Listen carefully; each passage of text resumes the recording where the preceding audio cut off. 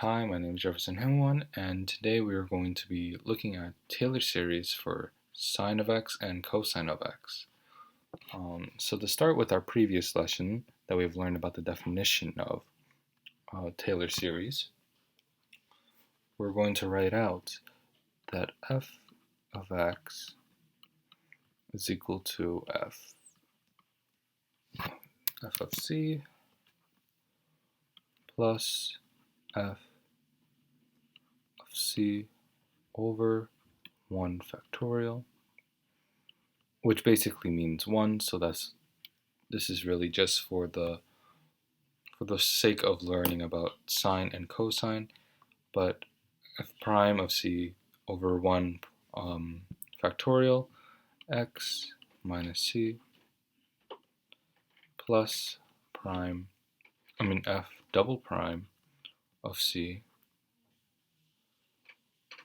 over 2 factorial x minus c squared. And so let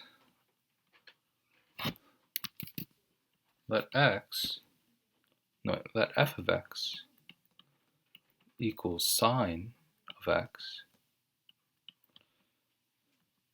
and let c equals 0. So what does this mean? This is a Maclaurin series, so we are going to be doing a Maclaurin series for sine of x. What is Maclaurin series? Is basically a Taylor series centered at 0. So sine of x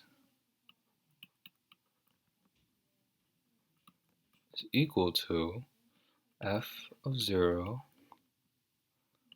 plus f prime 0 over 1 factorial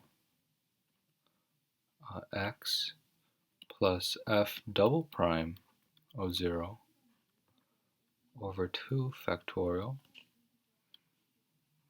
x squared plus f triple prime of 0 over 3 factorial x cubed. And so this keeps going on. And to find these derivatives, we need to find the derivatives in order to solve this. In that case, we are going to be writing f of x equals, f of x is equal to sine of x,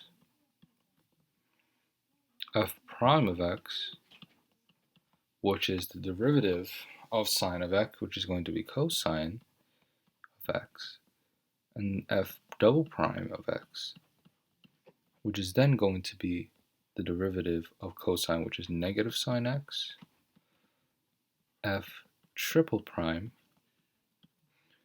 of x, which is going to be negative cosine, don't forget the negative, and f4, which is going to be sine of x. And so doing this, we already know that they have to be at 0. So f of 0 equals sine of 0, which is equal to 0. F prime of 0 is equal to cosine of 0, which is equal to 1. F double prime of 0 is equal to negative sine of 0, which is still 0.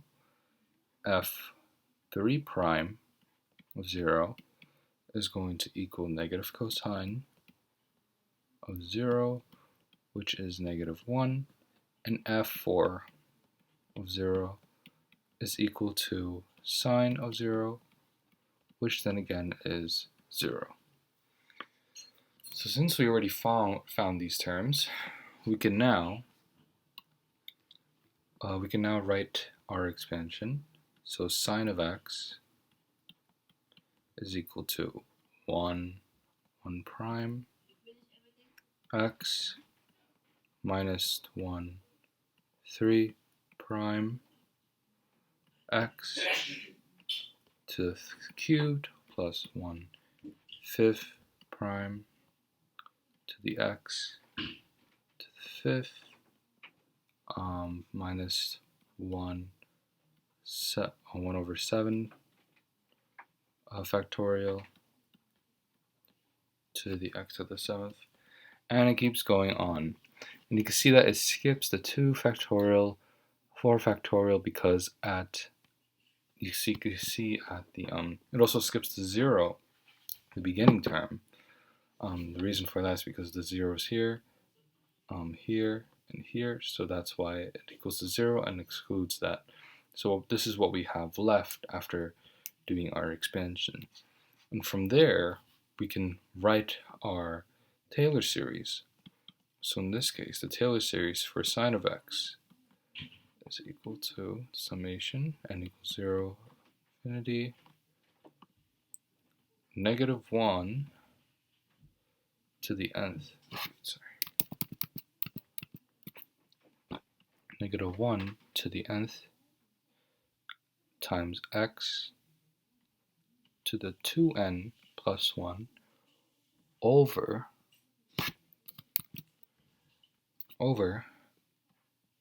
2n plus 1.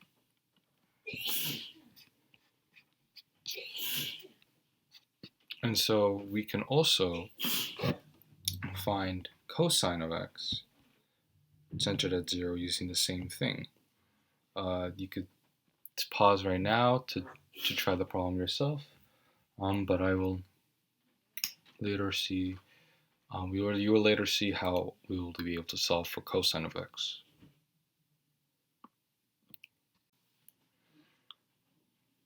Alright, welcome back. So we have done the function for cosine and tried to find the Taylor series for it. You can see here that we follow the same rule when c equals 0, and then we wrote down the derivatives and found the derivatives of each one so that we could fill it in towards our formula. And so this is the expansion that we have here. And so therefore, we could, since we have this, we can make note that cosine of x equals the summation of negative 1 x to n over 2n factorial. Oh wait, and don't forget, it's this n power to negative 1 to the nth power. That helps in setting that positive or negative.